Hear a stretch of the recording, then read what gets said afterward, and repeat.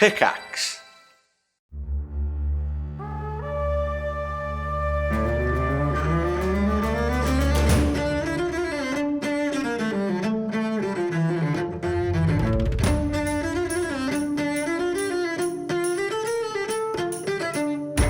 Thanks for dropping into the cast party.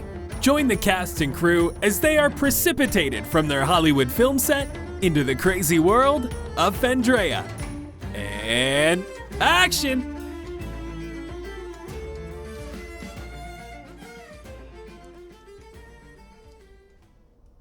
Eyes open, a pounding headache, sight out of focus, a small puddle of blood beneath Garrett's abdomen. He closed his eyes once more and listens for sirens.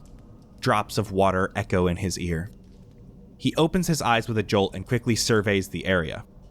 The pain from his broken rib seems to lessen as the adrenaline shocks his system. He stands up in a rush. It is dark. With his eyes adjusting to the newfound dark, he quickly looks for his bag. Remembering the sound of the locker close as he left his emergency supplies inside, he takes out his phone. No signal, but high battery. At least one blessing. Garrett turns his phone flashlight on and surveys the area. A portion of the rock here are fake, coming straight from the studio set around him. The rest, very real. A roll of tape used to keep the machines in place or block any blinking lights. The bag with snacks and water. More blessings. If only he had thought to keep bandages in it. He shouts through the cave for help as the pain comes back to his ribs, bleeding still from his left side. Slowly, he creates a makeshift bandage using his undershirt, ripping and tying it along his abdomen to stop the blood loss. Using scraps of tape, he leaves a message on the ground. Looking for a way out, heading uphill. He adds an arrow pointing in a direction. He stands again, takes a deep breath, and begins following the bright light from his phone, moving uphill in this large cavern. He stumbles a bit as he winces from the pain of his rib, but is able to continue moving. His footsteps are all he hears in this open cavern. They echo along the thick stone walls as he maneuvers his way around drops, stalactites, and rats. As the elevation increases, so does the scent. A musty scent that was foul. Like a dead animal, but also wet. The smell starts to overwhelm Garrett as he covers his mouth and nose with the leftover remnants of his shirt. "Hello?" he shouts, hoping for a response. He listens to the echoes of his plea as the scent grows stronger and begins to overwhelm even through the makeshift mask. The last echo fades as a small rock starts tumbling behind him. Garrett reacts without thinking and shines the light. Rushing towards Garrett is a man-like lizard. Muscular arms covered in scales reaching towards him. Claws and fangs on a collision course with Garrett's hurt form.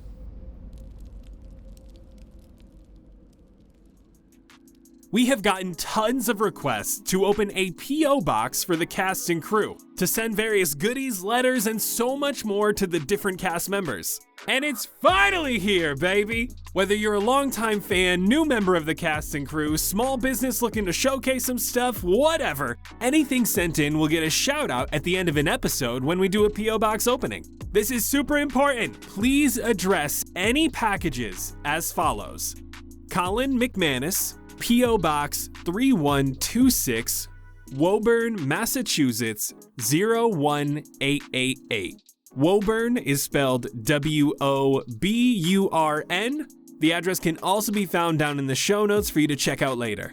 If you want to send something to a specific cast member, please just leave a note inside the package and we will distribute them accordingly. This includes the current cast party crew, and both past and present Fables crew.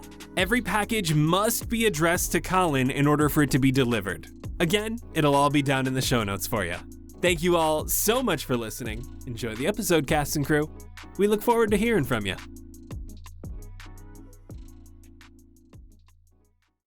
Hello everyone, and welcome to Cast Party. My name is Colin McManus, and I will be your director for today.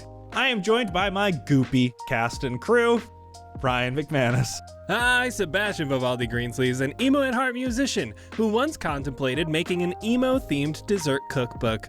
From triple chocolate chunk cookies to his signature ice cream taking back Sundays, he had everything lined up and ready to pitch to publishers, but he couldn't quite decide on a name. He really wanted to call it I'm Not Okay, Crust Me. But he didn't have any pies in his book to truly justify the name, so he attempted to learn how to make a good pie crust from scratch and inevitably got so discouraged because they never came out the way he wanted that he trashed the entire idea altogether. The word crust is so gross. Crust? You know how like some people get weirded out by moist? Like Yeah. crust is mine. Like for some reason I just think of like your eyes when you wake up. Ooh, Like- yeah. Anna Brisbane. Blueberry Sky, elven druid actress who grew up loving climbing trees, or one tree in particular, a giant white-barked American sycamore tree that stood in her parents' backyard. And this grand, bright white tree and the joy it gave her was her first ever connection with nature and instigated her love of plants. Ooh. Nigel Deacon. Ayo, Xander Gucci Supreme, who accidentally started an AA group when he was in college. He had started renting a space at a church to focus on perfecting some specific types of photos. It was just him for a couple of weeks, but when he was out at a bar on the weekends, he would tell people about what he was doing and his experiences, but because all of his money was going to the rent for the space, he would just drink water at the bars. The people he would talk to heard about the space, saw the water only drinking, and thought, this guy is recovering, so people would show up. Invited by Xander, of course. He likes friends. While Xander was taking photos, would talk to these folks about life and his experiences with drinking, since the people always seemed to steer the direction there or around there. Thought it was odd they always wanted to talk about like traumas and their personal experiences with what they're going through in regards to drinking, but he rolled with it. He likes friends. By the time Xander finished with his photo practice, he'd amassed one of the largest, most supporting AA groups in LA and is still paying for that space to this day, because he'd feel bad if his friends would get kicked out if he stopped. Because he likes friends. Weirdly wholesome. How is he paying for it now, though? He's got it on auto pay. Yeah, his cards still get in charge even though he's not making a paycheck. Vince Perino. Jett the Boulder Chambers, the big burly heartthrob who, growing up, he had a favorite show. The Wacky Adventures of Ronald McDonald, specifically the first ever episode that came out on October 9th, 1998, being Scared Silly. Ronald and his friends, they go out on an adventure. Where? They go camping. Where? In the far-flung forest. And they discover an old house where he assumes is haunted by a ghost called the Far-Flung Phantom. And the awesome fact about it? The only episode to feature the Fry Kids. This intro has the same energy as the one that Ryan did where he just read a book review. Yep.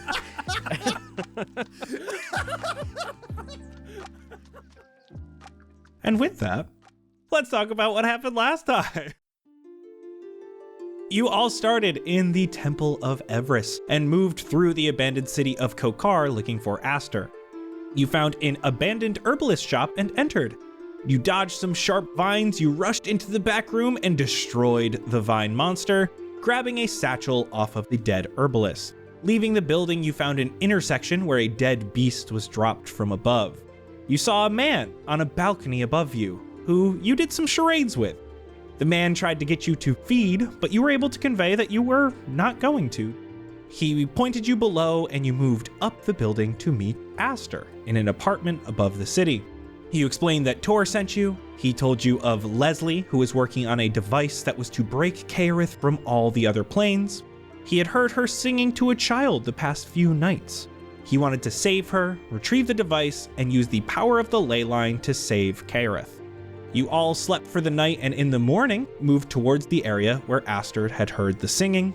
A woman burst out of the building and screamed about something having her daughter. You rushed after Aster and were turned on by Leslie and the guards. They turned out to be goopy people and connected by thin, bloody tendrils underneath the floorboards. Killing the different versions of Leslie and the guards, Jett lost some of his memories while Xander was attacked by a disgusting flesh monster. You took turns destroying the monstrosity of flesh as Blueberry turned into a Stegosaurus. You were able to burn the goop with fire before whittling it down and giving the Slod a disgusting monster snack. You saw Leslie and the guards' bodies before finding the device Leslie was working on, as well as a journal explaining their troubles at getting the device working. Now you're all riding back to the safe side of Kokar atop Blueberry the Stegosaurus. And so the scene is set. Question is, what will you do next? How are the rest of you guys feeling? Are you, anybody get hurt bad from that? Are you feeling better? No, not really. I think I need to take a nap or something. I feel like I'm half the man that I was before. We can have Blue pull over if you need to sit, but I feel like the quicker we get back to the safe side, the better. Or at least into the church, you know? Because we don't know how safe it's going to be on the other side if the rest of the town is not too happy about Peter Cottontail. Yeah, that's fine. As long as you guys feel okay, I'll make it. I got one little nick. I'm good to go. You know, I'll send some good vibes over your way and also onto myself. You can have 5d6. Hold up. 23 points of healing for you. And Jett, you also gain 2 blood back. As he's giving me the good vibes, pat my chest a little bit, feeling those good vibes, and I'll give myself an even amount of 23 from lay on hands. Okay, you will gain another 2 from that. And I healed myself for 9. So as you guys are moving towards the other side of Kokar, is the Stegosaurus rushing through the city, trying to stay quiet? Are you trying to look mean and angry so things don't attack you? Yeah, I think I said I was mean mugging anyone who looked at us. Why don't you give me intimidation with advantage? Let's go. Okay. 15? So you're moving quickly and rushing out of Kokar. It's still early morning. You guys slept last night, then went to Leslie's, and it did not take quite that long. All is relatively quiet. You're moving from street to street as best as you can. Blueberry, every once in a while, Aster will point you a direction to keep you on track for going back to where this temple is. As you turn a corner to head down a street, there is a feeder here moving quietly through the streets, look like he's trying to hunt. The instant this being sees you, wide eyes and jumps into a nearby building, slamming the door behind them. You're able to rush past. As you do so, you actually hear growling coming from that building and a scream. A few minutes of moving through this massive, desolate city, and you are able to make it back to the temple with the ruined dome. Okay, now is where we gotta figure out what the next move is. Do we turn good old Aster here into a little mouse and head over? Do we leave him here and head over and see what Tor was able to muster up? Or do we just waltz right in with him? Maybe we could put him in the bag. I don't know how long he'll be able to breathe in there for. If we just have to make it right to Tor. Polymorph safer. I think we should maybe rest up a little bit first. Take a pause. Make sure everyone's got all their bearings. We can kind of block up the door, maybe, to this room. Just like take a breather for like an hour. Okay. I'm okay with that. I don't need much of a rest, so I can pop on watch if you guys want to rest and lay down for a little. Yeah, I think that'd be great. As long as that's okay with Aster as well. I'm okay with this. Okay. Where did Tor say he'd meet you? He didn't. He said we would just find him. We could stay here or we could head to the catacombs. I was the only one who used to go down there. Do you think that's where Tor will be? It's where he took you to get here, right? So maybe we just make our way there. Be a good spot to hide out, camp for a little while. Probably safer than here. I'm game. Stego? Yeah. Are you gonna be able to balance over the statue to get back there like that? I go to elf form right when we get there. All right, heave ho. Here comes Peter Cottontail, hopping down the bunny trail. You get to the statue and are able to make it across. Aster takes up the rear, standing on the statue for a moment, looks down at the face of Everest, nod, and you are all able to re-enter the catacombs on the safe side of Kokar. As you all group up, you hear something ahead. Peeking around the corner is Tor, and he rushes over and embraces Aster. You're alive. You made it. I'm so sorry, brother. Good to see you, Tor. There's no time for reunion. They have a way out. They got you and they have a way out. we may be able to go with them and leave Caerith forever. Aster pipes up and says, or we can stay. He looks towards you, Xander. Yeah, I'll hand over the device. He grabs it, shows it to Tor. Immediately, eye roll. Not this again. Leslie? She's gone, but this will work. The ley line that they talk about, it's the power source we need. It can sever Caerith from the other realms, and we can save this place. Like she wanted. Torque looks at all of you. We don't know if that will work, and the people, do you think they'll just open their arms and say it's okay? We could just leave the two of us. If we try this, it would have to happen after they leave, and that's after our one shot of leaving this place forever. You're willing to take that risk?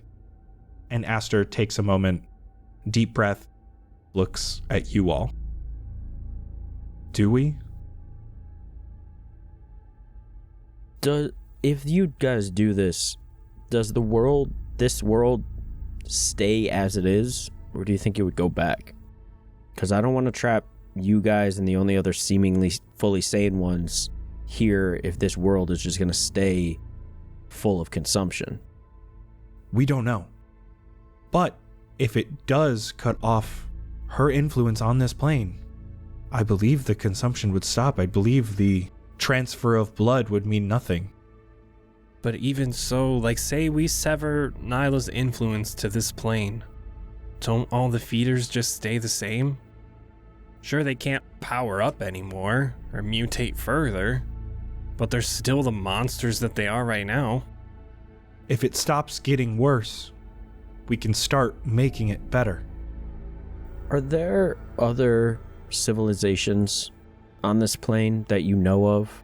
Do you think there are other pockets like this one of people that are not feeders? We have heard rumors. That's a lot of hope to ride on. I feel like this is more your decision than ours.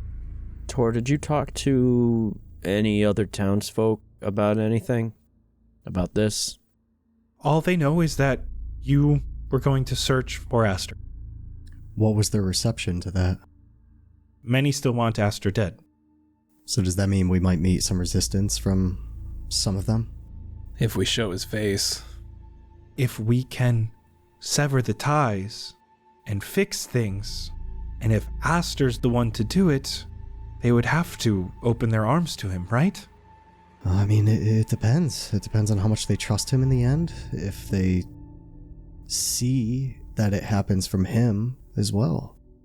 That's also saying that we would have to go down there, and this is the definitive answer. Because you can't let the people know that he's here, and then we also have to chop the branch. So if he's the one who's going to be chopping the branch, no way in hell your people are going to let him, first off, probably set foot on this side of Kokar, and then be the one to make the decision for the entire civilization here that is still sane. I am here to protect you, no matter what happens, Tor. One of us needs to get to that ley line. I'm making sure that you get there and get back alive. I don't have to come back if we can stop this. Brother, I can't lose you again. You don't need to die for this. We could just go with them. We could leave the rest of Kokar here. We could just go with them. Our only chance of getting to the ley line is you all. We don't know what's down there, and none of us are strong enough to get down there. We don't know what lies in that chasm. Ultimately, this doesn't feel like much of our decision. We can take you guys with us. We can try and take the town with us if you think it'd be safe. About that, I was able to retrieve 8 potions of water breathing from Yadric. Oh. I don't know how we would get 300 people down to the ley line. I don't... I don't like this choice, but I think us not even bringing it up with everyone else and just going and hoping that this axe works is the best way to do it. If we can't bring everyone with us, we might as well try to at least give them a fond farewell and a home on our way out. Yeah, I feel like it's It's the best option we have, I think. I will go with you. We can sever the branch after you leave. I'm going too. We're both going. One of us needs to make it there. If we get you there, do you plan on coming with us, or are you going to stay after severing the branch? Once you are gone, that branch is severed. There won't be an escape. This isn't our plane, and we've meddled a lot in the plane we're going back to. And I don't know if we can say we've done the best job, so all we can do is support. We'll make sure you get down there safe. Is this the best option for the both of you and your people? Do you truly believe it? Are you gonna get close to him to ask that? I actually was going to, yes. Of the options we have, I think this is best for everyone. I'd prefer to go with you, but that would be dooming 300 other people.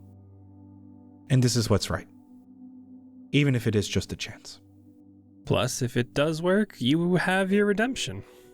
Hopefully. If you think this is right, let's get at it. Bottoms up. Pitter patter, let's get at her. Are you ready to go now? You look tired. Oh, yeah. Definitely need a little bit of a nap if you guys don't mind kind of swishing that back into your bottles. Spit it out. Xander, don't swallow. I joined in on the cheering without realizing what I was cheering to. You guys take your short rest. Jett, you're feeling a little better. Your brain feels like it's firing a little more. You're no longer memory drained. Yay! Tor walks over to you. So, how are we getting Aster to the wall? Yeah, you can polymorph, if you mean just to be able to sneak him. Yes. Why do we have to go on the wall? Don't we just jump off the statue and swim? It's a couple 100 feet down. I figured we would rappel first. Ah. I could turn you either into something that swims or something that flies. Or we can put you into this bag, but you'd have to hold your breath for a while. Sebastian, could you turn him invisible? What if we put a bunch of water in the bag, and then you drink the potion of water breathing, and then you go in the bag? Whoa. Oh, shit. That would take a lot of water, wouldn't it? There's a lot of water down there. But we'd have to get down there first. I can just jump down. I'll jump down, fill up the bag, Blue will fly it back up. He can jump in, sip the water, or don't Xander, sip the water, sip the potion. Did you miss the part where we said we have to rappel down there? It's like a 200 feet dive. I got these boots, dog. I'm fly as fuck. Literally. We just need to get to the surface of the water. If you have other ways down, we don't even have to go back into the city to rappel down. Guys, if everyone can fit into the bag, I'll just float down holding the bag. Then no one has to do anything. We can just be down there. That sounds good. Absolutely. That sounds like the least amount of resources being used also. We can fit in this bag? Yeah. Yeah, watch. Jett, get in. Hold it open. Just jump head first. Just dive into the bag. Seeing Jett jump through that bag, I feel like he's been watching Pebbles a little too much at daycare, where they do the little races and stuff, and then they jump through the hoops. That was very good form. It's fancy daycare. Yeah, doing dog shows at the daycare? Damn. What do you expect from Jett? I've been learning from the best. All right. Okay, let's go. Listen, there has been over $1,000 worth of immaculately crafted dice sets from Fanroll Dice purchased by the cast and crew, with every single pair receiving 5-star reviews from how satisfied they were with their new shiny click-clack math rocks. If you don't have a pair of Fanroll Dice, you are truly missing out on the most beautiful, high-quality dice sets out there, okay? Yes, I'm mad at you. Why don't you have one? Okay, Colin is a dice fiend with over 100 unique sets of dice. There is a reason we chose to partner with Fanroll Dice. Colin himself requested it due to their wide variety of styles, from liquid core to metal to gemstone and so much more, their incredible customer service, and their uniquely crafted dice sets and dice accessories. They are Colin's favorite dice company. They are now everyone in the cast's favorite dice company, and they are becoming the favorite dice company of the cast and crew. I'm not just saying this because we partner with them. We did it because we love them. So join the countless other satisfied dice dragons out there and snag your new favorite dice set from fanrolldice.com. Be sure to use code CASTPARTY for 10% off. We're trying to get you some extra free dice here. Come on. fanrolldice.com. Code CASTPARTY for 10% off. Link in the show notes.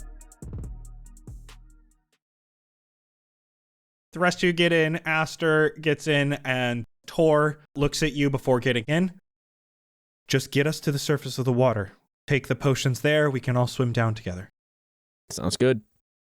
You all hear me go, cannonball, as I jump off the thing. And it's like weirdly dissatisfying because I'm falling slower than I should. This would have taken a while to rappel down, and you are making it look very, very easily. You guys get to the bottom. Okay, so I will open up the top of the bag and keep it above the water. You guys might want to drink your potions in there, and then I'll drink mine last, I guess, or first. Someone hand me a potion. Pop one open and stick my arm out of the top. Take that. All right, cheers, everybody. Tor hands out a couple water-breathing potions. Climbing out. Wait, can we talk while we have these?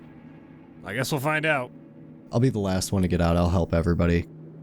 Tor says, it's probably going to be dark down there, and we don't know what's in this water, and I don't know how well we'll be able to hear each other or communicate. So just stay together, find the ley line. You guys would know better about what it looks like than us. Should one of us give Tor one of the phones? We don't have enough for all of us right now anyway. I'm not even going to be able to hear you guys. I'm just following. Anyone that can't see in the dark, stay near... Oh, wait, actually, things are attracted to light down there. Oh, well, and I'll tap Sebastian on his little button nose so he has a bright light. Whoa, I'm like a cute anglerfish. Lead the way, Rudolph. Wait, but I can't talk to you guys. Why am I leading? Don't you have a message? To one person. Well, that's all you need. All right. You speak to the person on speakerphone. Okay. Glug, glug, glug. And dive under. You all begin diving into the waters of the chasm. The waters are frigid and murky. They envelop you as you descend into the depths. The water is thick with sediment and debris, making it difficult to see more than a few yards ahead of you. You're getting used to the water rushing into your lungs. You are breathing water. It feels unnatural at the start. And as you swim deeper, the water becomes colder and the darkness around grows, until you see a faint glimmer of light. This light grows stronger as you descend further into the chasm. It illuminates the water and is able to pierce through this murky darkness. You can feel, even as you get further down, the water is starting to warm around you, almost feeling like it's coming from this light, like this beacon calling you closer. You can see that the light is almost pulsing, the currents from the water between you and it making it move and dance in the distance. The light is still dim, and whatever it is coming from is hard to see in this debris-filled water. The light is quickly blocked by a massive shape. Oh. Whatever it is, it's too large to make out in the murky water. You only see a brief silhouette, backlit by the light from the rift. It moves from left to right, and you no longer see it in the murky waters. Immediately cast message to Xander behind me. I don't know if you saw that. Something is like swimming back and forth in the water, and it was enormous. I don't know if I want to move forward. And I might want to take the light off me. Copy. And I just turn off the light. I will take the lead. Sebastian, as you are following Xander, going downward, got that high passive perception. Mm-hmm. As you're looking around all different directions, you saw this, whatever it is, block out the light. And you look just to your right as you're heading downward. And you see there's a massive creature coming out of the darkness. A monster the size of a whale, though its head looks like a bull. Multiple sets of large horns atop its head, these sharp carnivorous teeth that spread apart, revealing this dark abyss inside the beast. It's coming right at you when you hear a rush of water. A much longer beast comes out of the darkness, not nearly as wide as this whale-like monstrosity. It's long like a massive snake. It has sharp fangs and crashes itself into the large bull-like whale, veering it just off course from all of you. You see as the eel rushes past, it has consecutive pairs of eyes that run down the length of the side of the beast. Both of them disappear into the darkness, and you can see light still coming from directly below you. Everyone roll initiative. No. Message Xander. Go, go, go, go, go! I'm gonna have you guys take care of both Tor and Aster. Oh. 21 for Jett. I think we may have a roll-off. Because it's 21 for Xander. 3. 14. 14 minus 10. 17. All right, Nigel, you're taking Tor. Great. I was gonna volunteer for Tor. You can have Tor. I'll take Aster. Alright, deal. Right now, there's darkness all around you, even above you, but you do see this light coming from below you. And I can't see the creatures currently. You cannot. I'm heading down 25 feet. Can I prepare an action for when I see something? Mm-hmm. I would like to prepare a spell for when I see one of them. Are you just having Aster follow you? Yeah, I'll keep him nearby. I'll have him just be behind me, ready to go. I'll have him also prepare an attack for when he sees the other one. Jett, you are up. Okay, so seeing Xander and Aster swimming forward, Jett's gonna start twirling his tail a little bit just to give him a little propeller, and he's gonna swim right up next to Xander. As he stops himself, he puts his tail a little bit forward to kind of get closer to him. It starts to glow a little bit, and the tip of it starts to act a little different, and it glows. And when he flicks it in one direction, it actually sets off a little almost sonic boom. It's just a little sonic boom of light. It just projects around me in a little bit of a sphere almost, and I'm actually casting Crusader's Mantle. What the heck is that? I don't know what that is. Sounds fancy. Crusader's Mantle, I have another 30-foot radius. Anybody that's within it gets an extra D4 of radiant damage on their attacks. 30-foot radius? Yes. Hot Goddamn. damn. Jett, roll me a D8. It's a 5. From the darkness, you see these monsters tussling. They are fighting. You can feel the water moving around them, and they come dangerously close to you, and you just notice how massive these are. Oh my god! So, Xander, you can give me your held action. I am going to banish. Whoa. How? I need a charisma save. This is a very big roll, so I'm going to roll it on roll 20 so you all can see. What's the save? 19. Oh, come on. Oh, shit. Come on. A 0! Oh my god. Oh, no! A nat 1, it is banished. Since I'm casting the spell at 5th level, I can banish 2 creatures. Bro. Holy crap.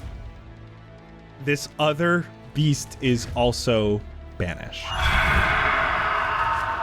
Just seeing them blimp out of existence, I'm just gonna dash then and just try to swim and tell Tor to just follow right behind. The rift is down there somewhere. We just keep going. Sebastian, roll me a d8. 4, Roll me a d10. 9.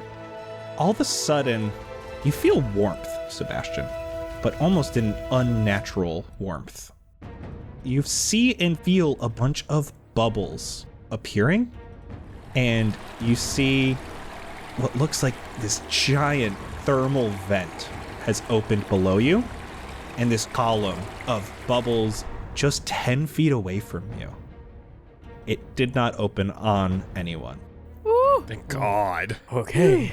Blueberry, you are up. I'm gonna say into the stone, "Where is everyone? Are you guys okay?" And I'm dashing forward. And then I see everyone. Are we okay? What? I don't hear anything anymore.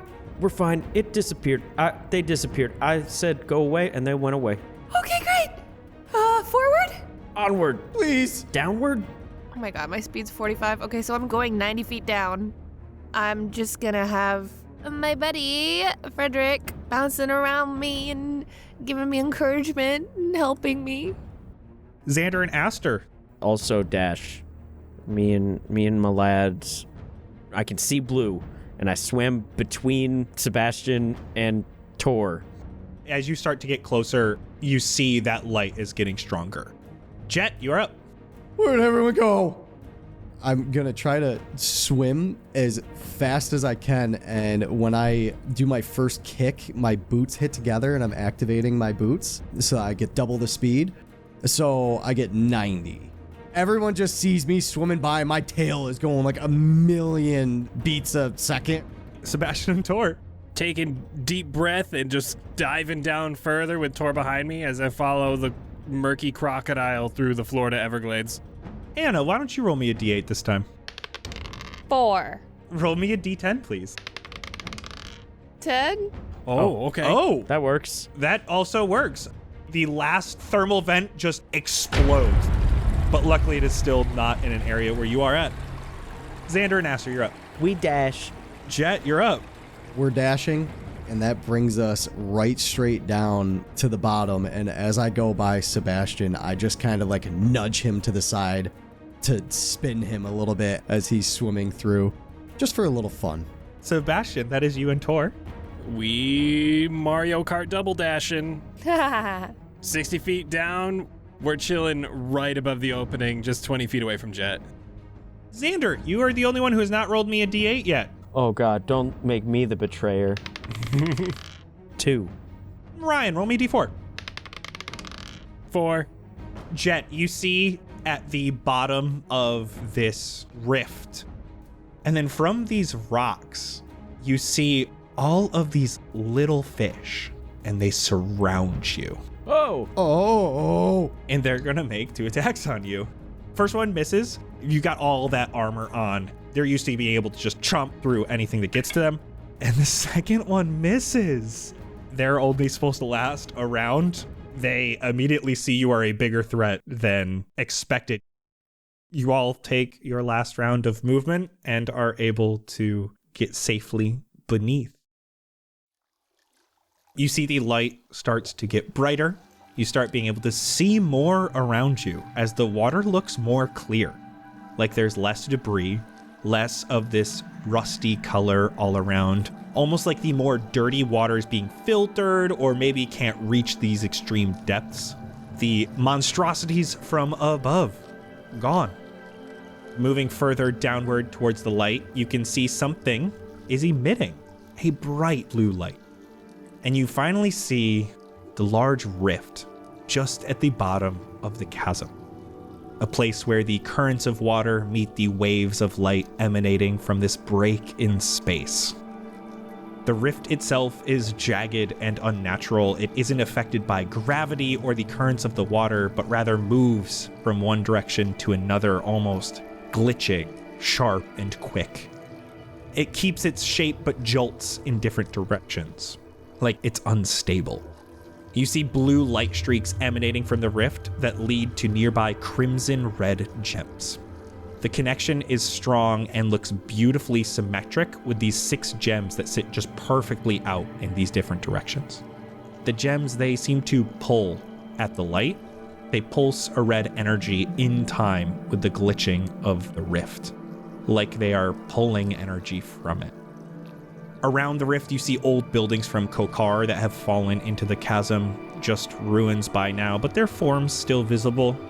A large statue broken down and covered in these towering corals.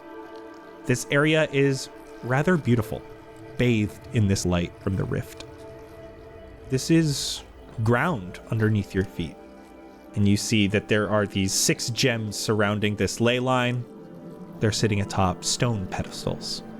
Does everything look like that it hasn't been disturbed in a long time, or is it kind of like some of it's fresh as if anything's been here? Roll me nature. 10. This place looks relatively undisturbed. You're not seeing things just feeding on each other. Anemones and these corals here look more natural. Can I approach the nearest gem? What can I discern from this gem? Roll me Arcana. Dirty 20. You are looking at the gems, how they're interacting with the rift. They pulse. You see the rift, and it is very unnatural in sort of a natural way.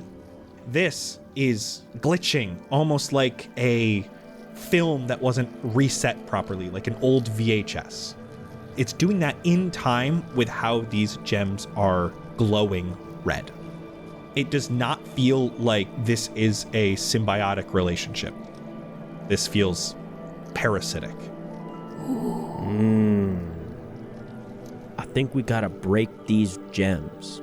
How are we supposed to do that? Can I shoot the one that I'm next to with my Eldritch Blast? Roll to hit. 22 to hit. A dirty 20 hits you, correct? Yeah. Oh. Roll damage on yourself. Oh, no. You see as you send this Eldritch Blast into this gem, almost like a satellite sends that beam directly back at you. 11 damage. You start to hear, and from past the rift, you see another massive beast. It comes from underneath the sand it was sleeping under and over the ruins. Its face draconic in nature. These 2 sets of dark eyes that glow a deep red sit above a huge maw of trident-like teeth. Scales, yes, but fish-like, with these large fins running down its back. It has 2 long arms with opposable fingers that lead to claws. At its back, it has a shark-like tail that propels it through the water. Its abdominal area has these concentric holes throughout, like gills that lead directly into the body, where you can see a beating heart and exposed organs. What? Just down the center, between the holes in its body, you can see 6 similarly colored blood red gems, and they pulse in time with the gems that are taking energy from the rift. Everyone roll initiative. Oh. Nat 20, baby. 22. Don't do what I just did to the stones, but do it to his crit spots. An 11. 13. 8. Top of initiative is Jett. You see these 6 gems surrounding this ley line, and as they pulse and as this large sea dragon monster gets closer, you can see that it almost looks like these gems are sending energy its way. So I saw Xander shoot the one. Seeing that, I'm going to swim up because my boots are still active. I have 60 feet of movement, so I'll be able to move 40 feet right next to the gem just to our west, closest to us. I'm just going to try to hit it with my sword and see if that will make a difference. Roll to attack. 27. Hits. 10 plus 4 radiant. As you're getting used to swinging that sword underwater, you test it on those gems, and you're able to come down and a bunch of these different pieces off of it. And you see at the same time, shards of gem come off the monster. With that, I'll look back at everybody, just motion punch, and then I'll do the shooting with my fingers, like shooting. I'm doing charades right now. We're shooting in the air, and then I'm like Xing with my arms. Hit it, don't do magic. Yeah, you got it. Do it. as those cracks get formed in that, I'm going to try to stab down with my sword into those cracks and try to pry it in half. Give me another attack roll. 25 to hit. That hits. Roll damage. 13 physical with 4 radiant. That is enough to completely destroy this one gem, and you see the top one on this large monstrosity shatters and it recoils as it does. Nice. But Jett, there was a lot of energy saved up in these. I need a dexterity saving throw. You can see this, so you have advantage. 23. That passes, so you're going to take 6 piercing damage and 6 blood damage. Oh, that's fine. That's fine. I'll take that damage, and I'll say that it actually pushes me forward. I'm going to use my last 20 feet of movement to swim towards the next gem closest to me, to the west. Blueberry, you are up. Xander, you're on deck. I am going to a wild shape into an amphispana. What in the heck is that? It's like a worm-looking snake. Ew! Oh, no. Yeah, you might not like it, but it's huge. It's like a water snake with probably a head on both ends. And I'm gonna swim up to this crystal. I will dash to the northern one, I guess. I got this one. Xander, you're up. I'm going to summon a aberration. And I'm going to throw a slot down right there next to the thing. And I'm going to have it do 2 claw attacks. 25 and... only 13. The 25 hits. 17 damage. It shatters. It, summons in mid-swing and just smacks the top of the crystal with its big-ass claws. You see not only this one explode, but so does the one on this giant beast. And I need a dex save from the slot, please. 16. 16 passes. 2 piercing damage. Oof. Oh, no. Would you like Aster to do anything? Oh, yeah, he should do something. He's so far away from everything. He can dash to where the crystal was. He's going to be following Jett to make sure that he stays alive. That is our monstrosity's turn. Before we continue, I did forget to mention this earlier. We've only done this once before with NPCs on your side. Normally, NPCs do not get death saving throws, but because you are controlling them, they will get 1 death saving throw. Okay. If they go down, they are not immediately dead, but they can perish very quickly.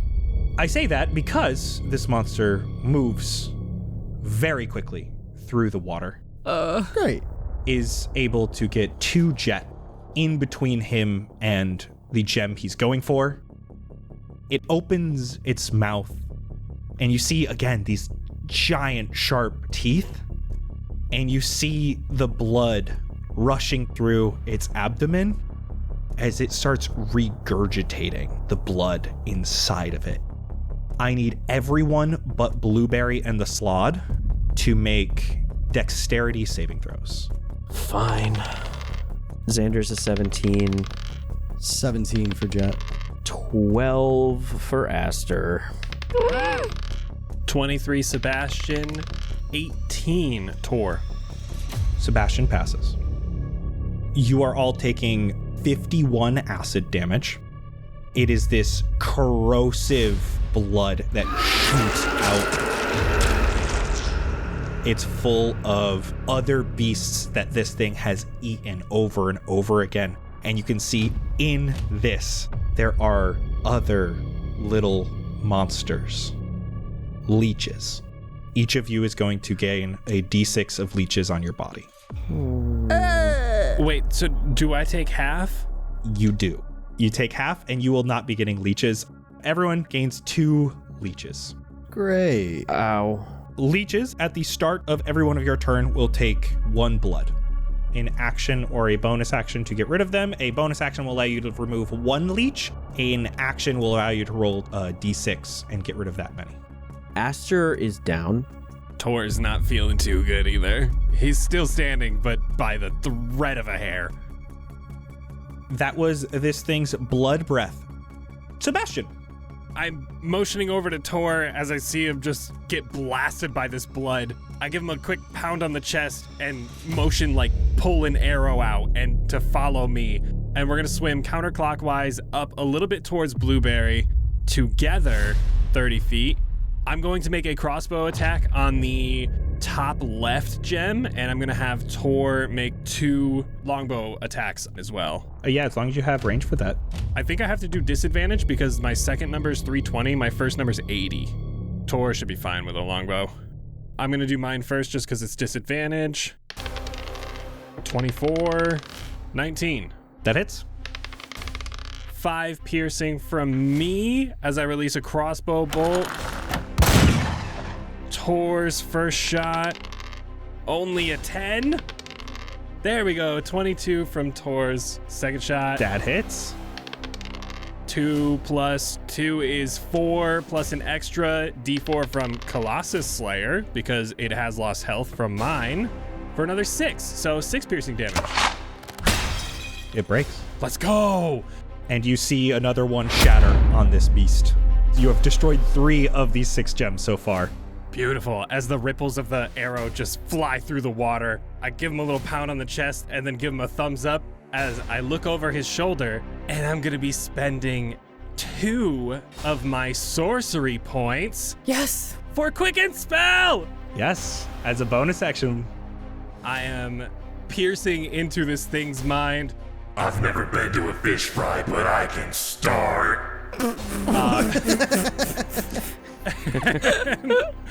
And I'm going to be doing a 5th level Ralathim Psychic Lance, please. Intelligence save of 19. It is going to choose to succeed. Damn it. All right, it's still going to take half of 22 psychic damage for 11 damage total, and it is not incapacitated. That is the end of my turn. At the end of your turn, it's going to take a claw attack on Jett. That is a 19 to hit you. So with my sword, I have the two-handed, so that does actually hit me. You see as this claw comes at you, it is glowing the same red as these gems, but just a moment ago, it was glowing a lot stronger. 23 slashing damage. Jett, that is your turn. You are losing 2 blood at the start of your turn. Is Aster dead, or just knocked out? Knocked out. I say into the rock, I got him. Fight the fish. All right. I look back hesitantly and see him just knocked out there, and then I'll see Xander swimming towards him, so I'll turn back around and go towards the next rock. Am I able to swim under this thing? Yes, because this is a gargantuan creature, I'm going to allow you to move through its space. As I get right up to this thing, as I'm swimming up, I'm just going sword first right into the next rock. Give me an attack roll. 17 for the first one. Hit. Roll damage. 16 plus... Oh my god, I've done 4 radiant each time, so 20 altogether. It is broken. Okay. Boom! So I need a dexterity saving throw from you with advantage. 13. You're going to be taking 12 piercing damage, Oh my god. and that is 12 blood damage. Jett's bleeding out. You see again, this shatters another one of these crystals on the abdomen, and again, you see that claw, and it looks to be glowing a little less. With my bonus action, I'd like to pull off one of those leeches. You are down to 1 leech. That is going to be the lair action. This beast doesn't like that you are moving all around, Jett, and it knows what you're trying to do. You see it forms a circle of spinning water, Oh. like a vortex around you. And it does so surrounding the other 2 gems that are still left. Oh. You can see these vortexes spinning around the gems, and it looks like it will be hard to move. Jett, at the start of your next turn, you'll have to do a save and see if you can move or not. Blueberry, you are up, and Xander, you're on deck. I'm gonna try my best despite the vortex to wrap myself around this crystal and squeeze, crack it. I need a dexterity saving throw as you try to navigate this whirlpool. 5. You are restrained. You can still attack. I get help from Frederick, So yeah, you would just cancel out that disadvantage. so it's normal. 17 to hit. That hits. Okay, I squeeze. Ooh, 16 bludgeoning. That is the 5th gem gone. I'm going to have you roll a dex save with disadvantage because you're restrained as this thing shatters around you. Dirty 20. That passes. You're taking half of the 12, so just 6 piercing damage. Okay. This monster is going to make another claw attack at Jett with a legendary action. 27. Yeah. 17 slashing damage. Xander, you are now up. First things first, send in some good vibes over to Vaster. 3 healing lights for a total of 6. But he's at least stable. And you can't be prone while you're in the water, right? You actually can, and I did Google that before these fights. That's fucked up that you would do that. I'm going to use my movement to go 30. I've moved behind the head. The statue, yeah. I'm going to just have the Slod move. He's heading towards the crystal. He dash. On my turn, my action will be Toll of the Dead on the big creature. What kind of save is that? Wisdom. 17. It's a 19. Do your damage. 14 necrotic damage. It's a little bit weird because all of you hear the bell toll, the sound, because it just reverberates through this water. The beast is going to use its legendary action as a disengage. It may disengage and move half of its speed. It moves away from Jett, closer to Blueberry, Sebastian, Tor, and based on where you are, you, Xander, though I'm going to give you partial cover here. In this case, I believe partial cover will give you advantage. So, Jett, roll me a d6. 5? You see this beast opens its mouth and it tries to regurgitate again. And for a moment, it can't, except it feels that pain inside of it, the blood that's starting to gurgle inside its stomach, and it's able to shoot out another blood breath. I need dexterity saving throws from Blueberry, Tor, Sebastian, and Xander. Blueberry, you have disadvantage. Woo! I rolled a 19 and a 20, so 21. Yes. I got a nat 20 on that one. I'm gonna use a lucky point just to hope I get something higher because I'm iffy about that. 22 for me, Tor, 6. Tor's fucked. He's dead. Tor is gonna die. Oh no. The DC for this is currently 18. Oh, it went down because we broke things. Those who failed are going to take 41 acid damage. Oh, okay. He's still alive. He's still kind of alive. So you're not getting any more leeches. Sebastian, you're up. Jett is currently in a vortex. Yeah. I'm gonna look at the last and final gem that is having a vortex go through it, surrounding the whole gem with this whirlpool. And I'm gonna not heal Tor, and I'm gonna cast 6th level Wall of Force to create an opening that is immovable to give Jett or the Slod a doorway around the vortex as I whip Daisy around and just reverberate through the water a cord that sends this ripple out right at the start of the vortex. The bubble expands, creating a circle of immovable force. I'm creating a hallway for Jett or the Slod to go through. Like you're walking through an aquarium and you have the fish in the water above the above. That is what I'm creating with a wall of force to give them an entrance to attack this gem without having to deal with the vortex. We're going to say both of those vortexes are just outside of this wall of force, but Jett, you feel like you are no longer in that rushing water. You're in like stagnant water. You can see a straight shot to the gem. Oh. Forgot to roll my concentration checks for when I got hit for the slod. What do I need to roll for the first attack? It was 51. Half would have been 25. So the slot isn't there. Sebastian, that was your action.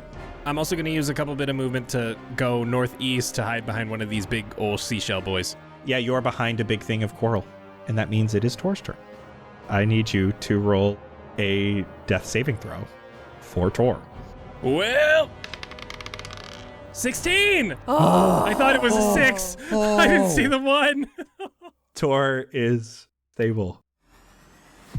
The large creature is going to use a legendary action to take a claw attack at Blueberry. And Blueberry, you're still restrained, so it's got advantage. 28 to hit. Yo. 20 slashing damage. Okay. Jett, that is you. You're taking 1 blood damage because you just got that 1 leech on you left, but you're in this aquarium-like hallway that Sebastian made for you to get to the last gem. And the second that I look and see this doorway open and see that glow of the last gem, I'm just swimming right to it with my full 60 feet, trying to step right into the heart of this thing. 12 for the first hit. 12 does not hit. 18. That hits. 21. That last crystal gets destroyed. I need a dex saving throw. 17. That passes. 4 piercing damage. I take none if I take half of something on a saving throw. You end your turn shattering this gem as you look around and you see this being, that last gem, shatters. It looks exhausted, but it is still moving. And it is going to take a legendary action. It's going to take another claw attack at you. It's a dirty 20 to hit. 23. I'm back to Blueberry. Oh, no. It is now time for the lair action. As you hide behind this coral, you feel leeches. No! Sebastian, you're gaining 4 leeches, and Xander, you are also within 5 feet of a large coral blossom. What the fuck? You are also taking 3 leeches. Blueberry, that is your turn. Xander, you're on deck. My bonus action is gonna be Misty stepping out of there. You just turn into this cloud of bubbles for a moment, are able to escape that vortex. I guess I'm gonna go the opposite side. I'm gonna go 30 feet north. Well, no, I'm afraid I might need to heal someone. So I'm gonna go right in front of Tor, I think this is. So maybe like 10 feet from Tor, vertically. And I'm going to action wild shape. This time, I'll turn into a giant subterranean lizard. That is going to be Xander's turn. I'm casting Tasha's Otherworldly Guise. Xander sprouts 2, not exactly angelic wings, but compared to the last time he did this, they do look a bit more closer to angelic. But with this orange hue, his hands turn orange and are a little bit like feathered almost. And his eyes are glowing orange with that like radiant hair, but it's just like radiant energy coming from his head. And I'm doing an upper planes transformation. It looks a lot more like Namora than Blightmore. Fly above so I can see over the face at the big creature. And I'm casting 6 Eldritch Blasts. You're able to just get above this old statue from Kokar. First one's 28. Hits. Second one, 24. Hits. Next one is 17. Hits now. Fourth one is 17. Hits. 24. Hits. And 26. Hits. Good God. All right, 6d10 plus 30. 52. It's yours. Yes! Let's go. Yes! So it had like all those like exposed organs. One finger gun after the next while I'm waiting up in this anemone. I'm aiming all for the belly. We didn't need a bigger boat. Some hit the exposed areas of the skin. Some hit a couple of the areas where there used to be those gems. There's just those remnants and they shatter a little bit more. And a few just find their mark right through those holes. And you can see these big spurts of blood. One after another, the last Eldritch Blast goes right down its throat. And you see it almost ignite that acidic blood. As this beast slowly falls and lands onto the ground. We are out of initiative. Quickly swim over to everybody and check and see how everybody's feeling. Yo, we are all a bit fucked up, my guy. I'm fine. Oh, is this what you go through in every fight, Jett? Ow! This is life, man. Welcome to my world. God. Oh, I'm tearing off leeches. Xander, can you get the ones on my back, please? Yup, I got the one. Oh, this one's on your butt? No! That's gonna leave a mark. Do I need to wild shape back to heal you guys, or... Hopefully that was the end of it, right? Like, it's gotta be. We're at the ley line. Well, someone needs to heal you. Tor, Aster, you're not looking good. As they're talking about this, Jett is holding on to his pendant and he's just really gripping it tight because he's hurting. You could see as that happens, some of that light starts radiating off it again. It starts to like heal his wounds a little bit. That light just comes out more and more and it starts surrounding you guys. I'm casting Aura of Vitality. Ooh. Oh, yeah. You can basically send out 20 d6 of healing as long as they're in increments of 2. I'll take 8 and give them both 6. Tor got 18. Aster got 15. I got 22. I'm gonna pop a 4th level Cure Wounds on myself just after Blueberry says to heal up before we go do whatever we're doing. That's 28 health for myself. I am fine and dandy. I have 2 greater healing potions and 1 superior. If anyone's still looking rough, chug away. I'm at about a third of what I would be. So I'll take one of those. As I am holding on to my amulet casting that, I'm going to use 30 of my land hands on myself as well. Xander, you see that Aster swims over to you. This is it. This is it. I don't know what you need to do, but do it fast. We're ready. I just need the device. Okay. Good luck, guys. Jett, you got the phone? Put those minutes to use, buddy. Oh, yeah, okay. Everybody hold hands. Are you still an octopus or lizard? Yes. Okay. Glad you're on that side, Xander. Thank you. Call and then home. Call? Jett, as you take the cell phone, you find yourself in this light surrounded by your friends. You see that green call button slowly starts to turn the same blue as the ley line and then emits a glow.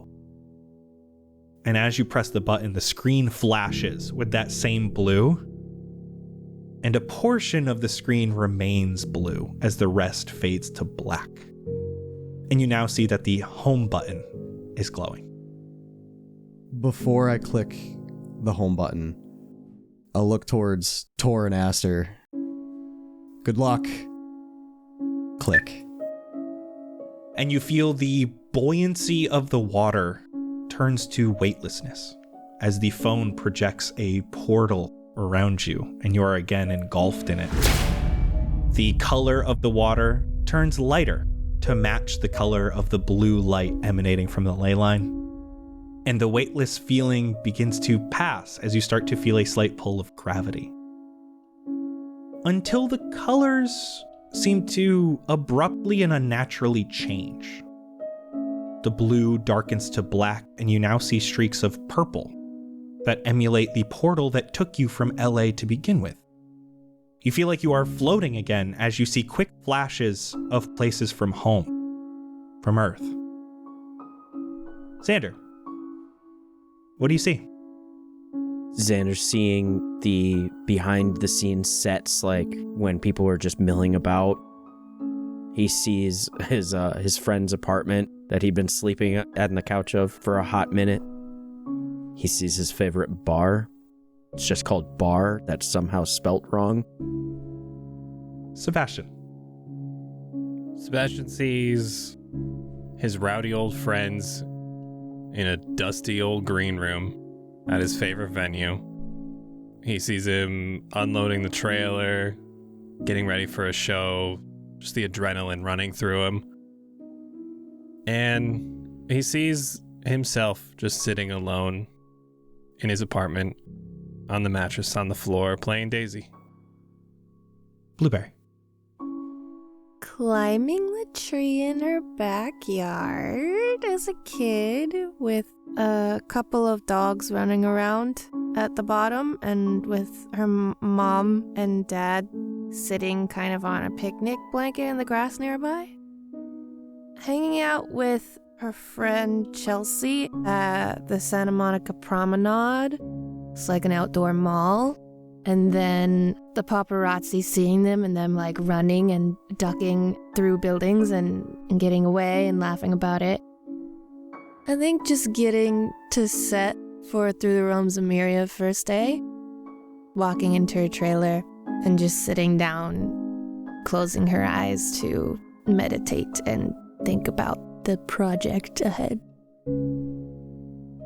Jett.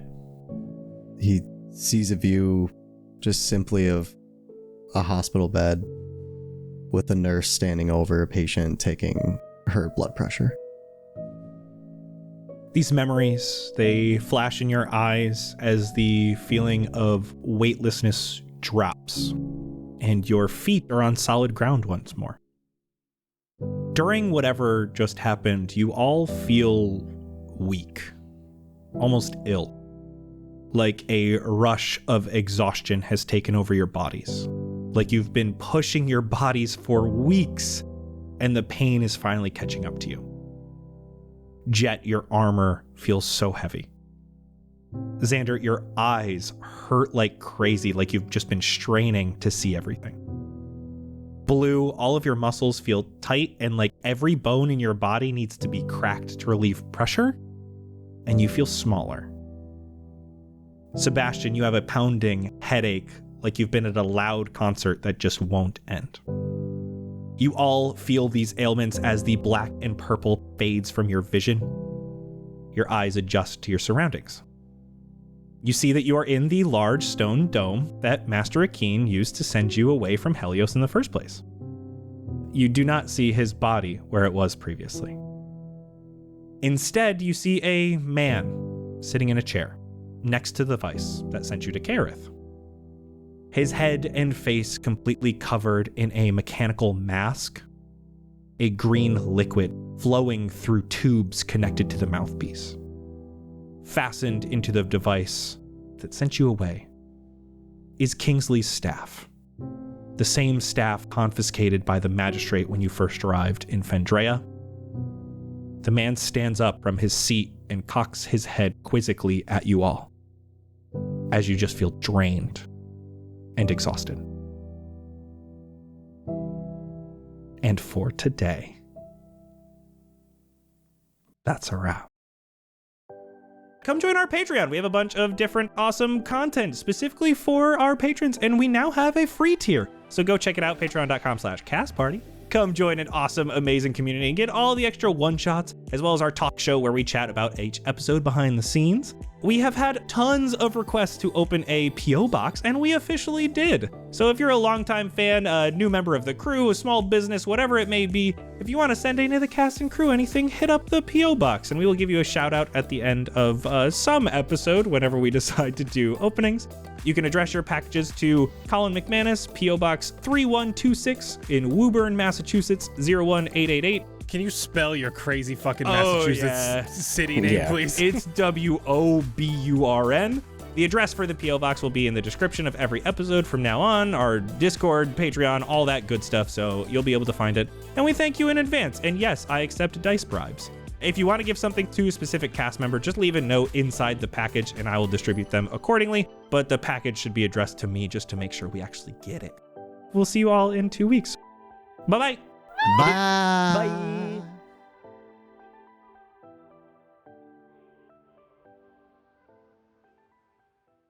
Ryan, are you recording video? Well, shut the fuck up now. Hold on. I forgot to ask if you were before. Well, shut the fuck up now. I time it with your mouth opening. So And you glitched up right there, so it was... Sorry. yes, we have video. What was that? Yeah, I don't Just know. a Do you have moment a ago. duck call, Anna? What the fuck was that? It's either a duck call or a very weird fart. Oh, that's a duck call. Oh, okay. We're just in some silly, goofy moods tonight. Dang, I kind of wish I was able to spend a little more time on the safe side of Kokar before heading out. Eodric's fish tank has some crazy things going on in there. Armand helped him build this massive wall-to-wall habitat out of this impenetrable glass that Bobby invented. Nimmy barely has room to work in the alchemist shop because of how massive this fish tank is. Mason would stop by every once in a while when he found something new to deposit with all the other fish.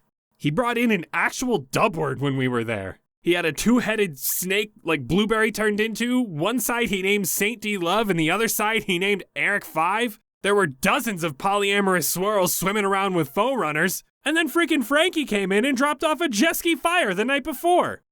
And, Eodric said it ate the Isuik that was floating around in there. I wonder what weird fish part it gained. There was also a lady Lorax. Not to be confused with the man Lorax, that was just a fish with weirdly hairy human legs. Don't know how that happened. I don't want to know. Lexi apparently always stopped by the shop to feed her Miharu since she didn't really have room in her own fish tanks.